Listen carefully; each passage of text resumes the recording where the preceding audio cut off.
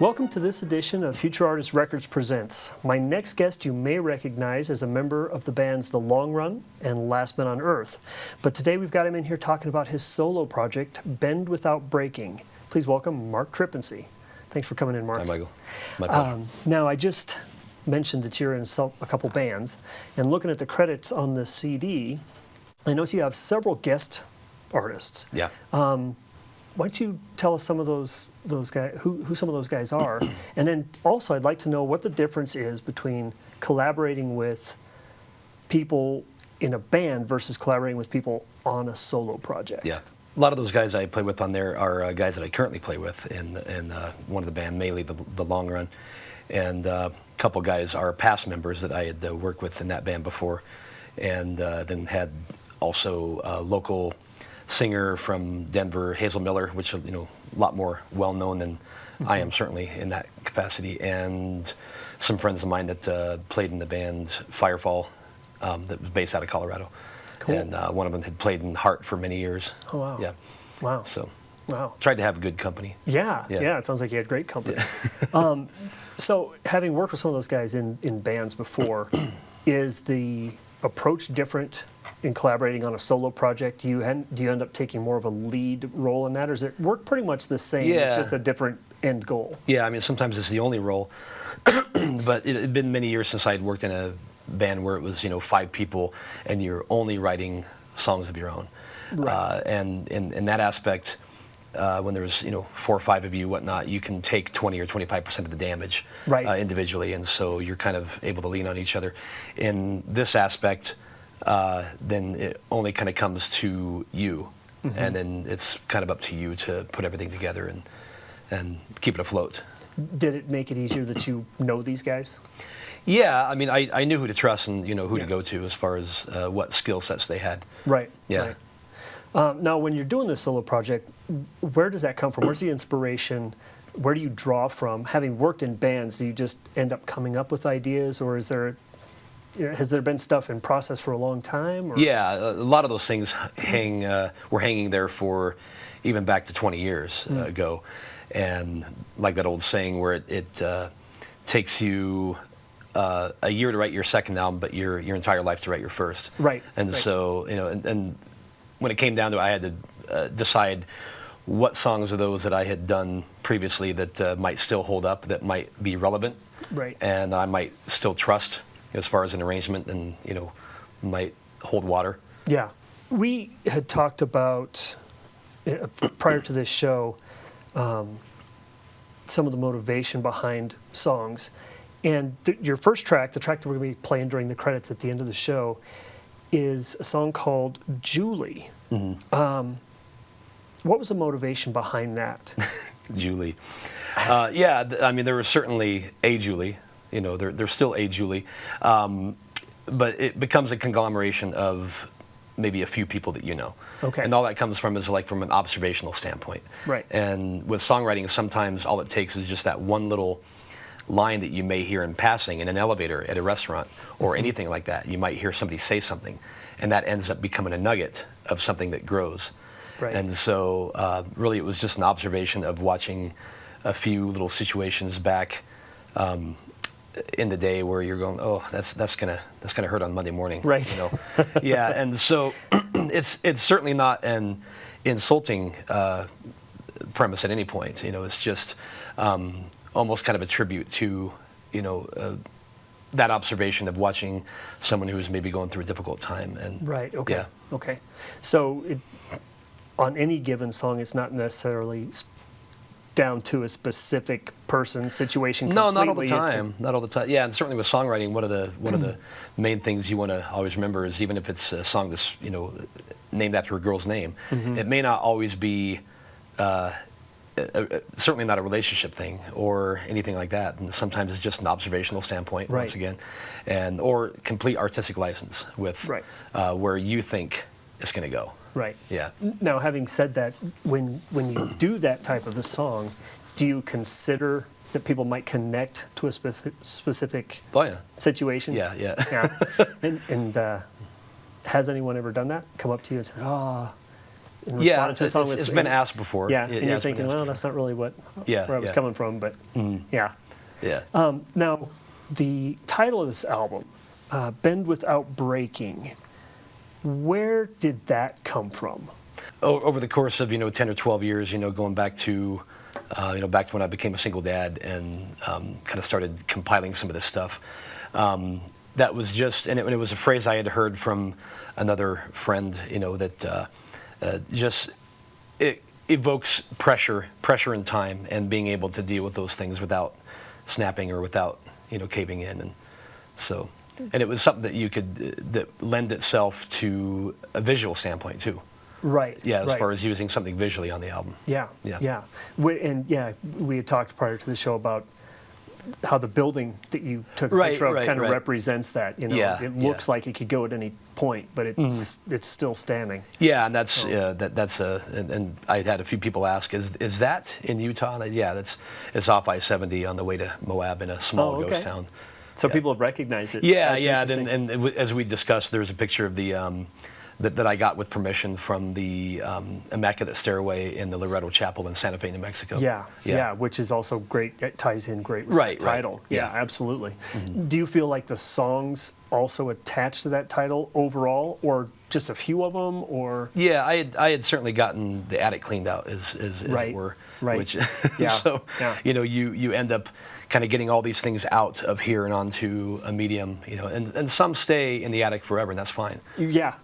And sometimes they need to. Right. Exactly.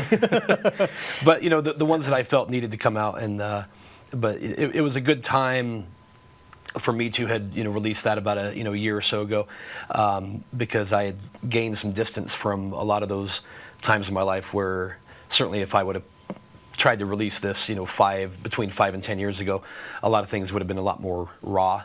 Right. It might have been a little what I call top heavy. Right. Yeah. Right. Do you find that sometimes it makes it a little bit too personal? Oh, yeah. To put out there. Yeah. You give yourself some distance, and then you feel like, oh, now it's safe for me to say this. Yeah. Because you don't want to get too personal. I mean, I thought of this morning, like on that, I think it was that Robin Thicke album that he did completely in tribute to his wife that he was breaking up with. Yeah. I was just like, that's career suicide. Oh, yeah. Yeah, you're gonna, that's dangerous. Yeah, that's gonna hurt on Monday morning. Yeah, for sure. So, I mean, you don't want to get too. I mean, they are personal, and that's. One of the things with songwriting is, in my taste, I always want something there that's concrete. I want to know what the song's about. I want it to tell a story. Right. And I mean, I'm completely fine and a big fan of junkyard, disjointed lyrics. Where Sure. Steely Dan, Jellyfish, the Beatles, things like that, where sometimes you don't know what they're about. Right. And that's okay. And they're very esoteric and not connected. But that's not really the way I write. Right. That brings me to something else. You've got a couple of cover tracks on here. Yeah. When you're writing a cover track, or when you're performing a cover track, do you feel like you try to emulate that artist, or do you just give it your own spin, or do you have a choice? Yeah, it's one or the other. Those had come from my producer Paul Dyer's suggestion that we do a few cover tunes on there. And it really wasn't. I mean, I had enough original material to go around, but he had said that maybe it'd be good to do that. And a lot of old artists back in the late '60s and '70s, they made a regular staple of that. Doing remakes. So one songwriter friend of mine said it shows balls and grit, that you might step out and do something like that, But you don't necessarily want to copy it, and you don't want to be too obvious with it either. I mean, you're not going to take your 3 favorite songs in the world and try to redo them. Right. And so some of those were ones that I had thought about ahead of time, and one was kind of more spontaneous that I didn't think would end up on the album. Oh, interesting. Yeah. Okay. We had talked, at length about approach and how how do you get into music and how does it end up coming out and whatever else. And something I thought was really interesting that I've heard a lot of musicians say, and I think it's very applicable, is even on a cover piece where it's already laid out there for you. Yeah. It's always going to come out as you. Yeah. And no matter Well, who it's just you don't really have a choice. You can try to get to a certain place, but it's still going to be you. Do you feel like you had to work harder at any point on this album to try to get out of that box, or did you just say, this is how it's going to work, so I'm just going to let it happen? Yeah, I mean, you have to let the arrangements become, what they're going to become naturally, and one had become a longer, almost a 7-minute arrangement on that, and that was the the Edwin McCain tune "Sober," which actually co-written by him, but. And that had become a late ad from when we'd actually gone down and saw him in Denver and got to meet him for a second time, and talk to him, but he had done that song that night, and I thought, but he was only acoustic, and so I thought, that'd be a real great one to redo, and and it certainly is a raw subject, of course, and right, and then but we did an extended. Arrangement on the end where we kind of did a long fade or a vamp with some interplay between the bass guitar and some mandolin, and it was kind of a major to minor thing, and so it was really kind of had a Pink Floyd feel at the end of it. Yeah, right, yeah. That brings me to, when you approach something like that, when you're writing your own material, who do you have kind of keep you in check on things? I know sometimes people will lock themselves in a room and just write. Right. And other people have a producer who's kind of coming in and checking on them. What's your approach, and who do you go to? Do you have a specific person? Here's my idea, as a safety net, or is it a here's brutal honesty. What do you think? You go through times where you might write a lot in a short period of time, and then you step back from it, and you might not do anything for a couple of years. Right. But I don't really have anybody keeping accountability on me as far as that.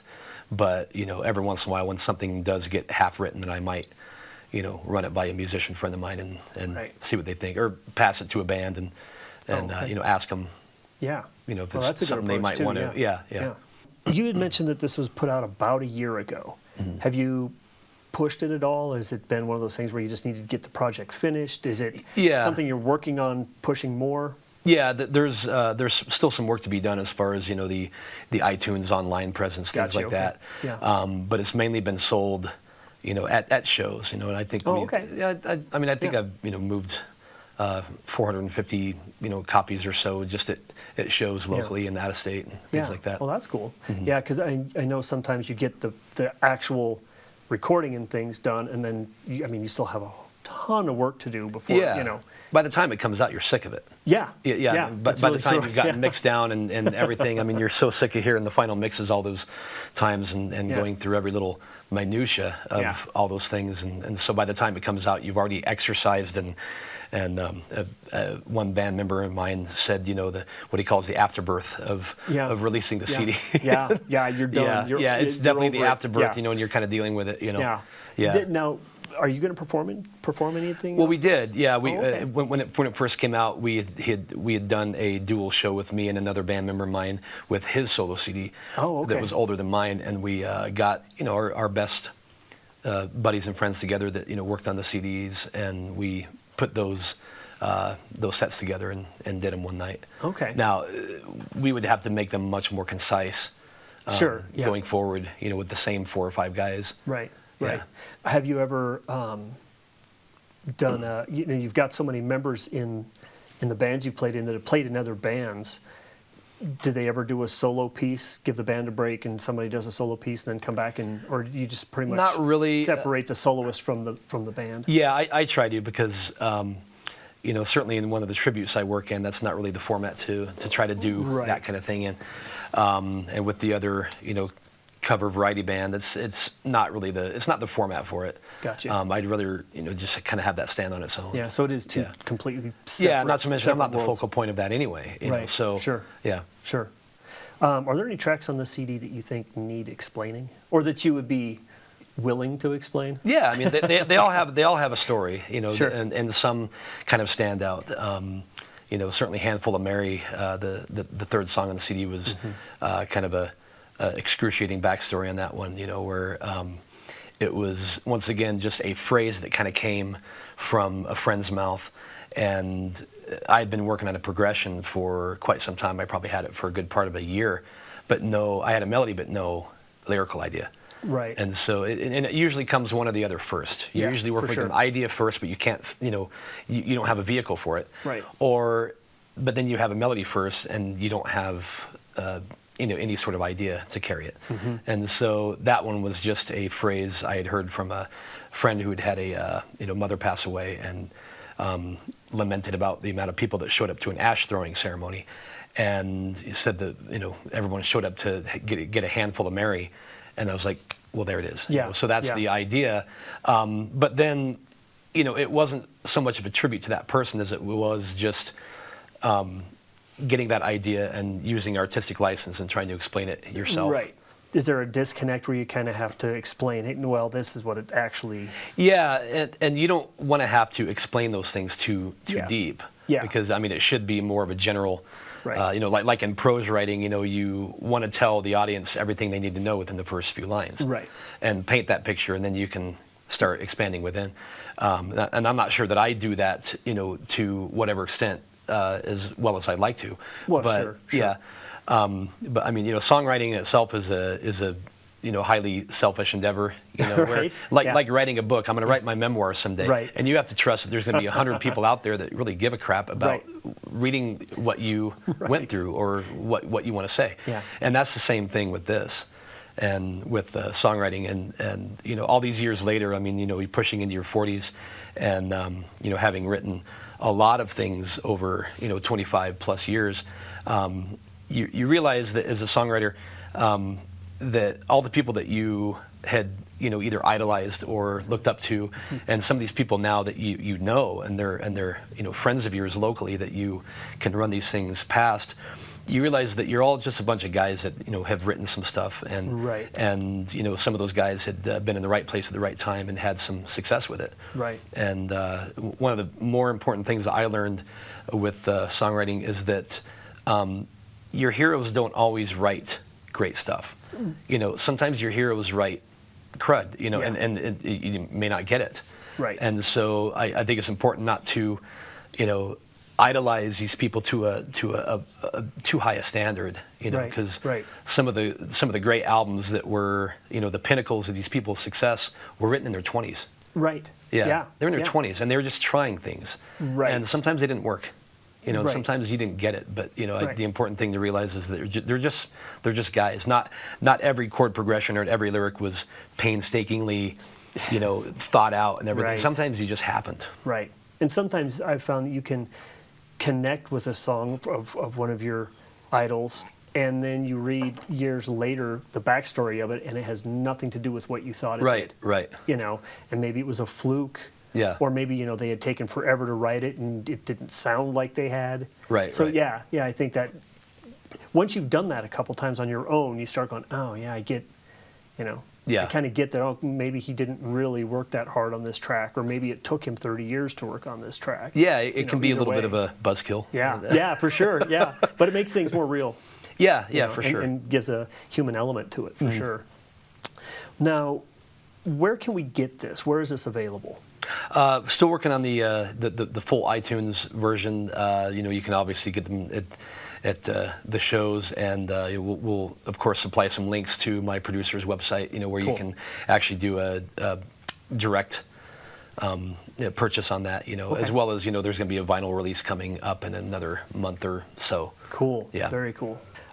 We had talked prior to the show about artists going through interviews and being asked questions, and you said you knew the answer to a specific question if it ever came up. So I'm going to bring it up, and that is, choose one word that describes you, but I'd like you to tell us why it describes you. Oh, sure. Yeah. I've always said misunderstood.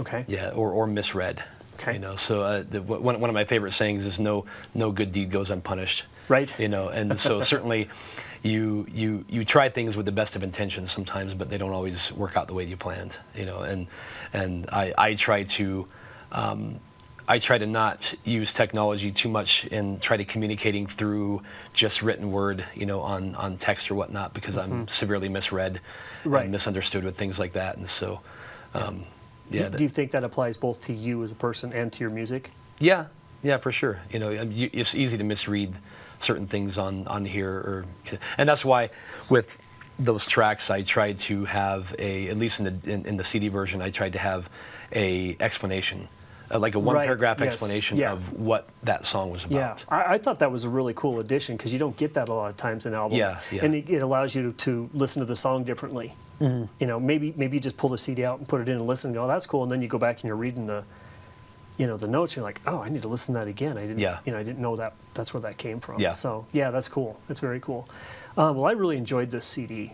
And now that we know your one-word description, you know, I think we'll wrap this up and you know, let the audience check out the song while it's running through the credits. So, Mark, I appreciate you coming down today. Yeah, thank you very much. It was fun. Yeah. And enjoyed it. So, Thank you. listen to the last song here while we're rolling the credits. The title of it is Julie. And stick around to get the links so you can find this album. And make sure you like, share, subscribe to this show, comment on it, let us know what you think of what we're doing, and also, you know, give some notes on what you think of what Mark's doing. It's important to support local talent. So definitely do those things and enjoy the song. I'm Michael Hartsock. Thanks for watching Future Artist Records Presents.